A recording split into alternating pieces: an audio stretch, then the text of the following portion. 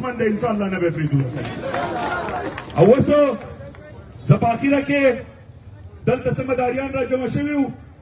زمونږ راشد شعیب ناظم صاحب چې هغه یو نر زلمی دی،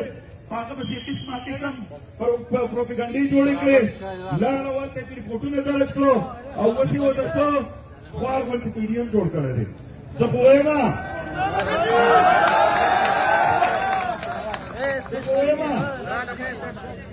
چې دا ټولو چې په یو ځای لکه د لډو په دغه کې چې په ګیټ کې چې دا څلور پنځه ګیډۍ وي او کومه غذا کوي دغه شانې به ډوبو د خلک.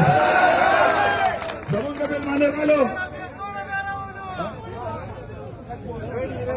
زمونږ مېلمانه راغلو، هغې ته به لږه لار ازاده کوي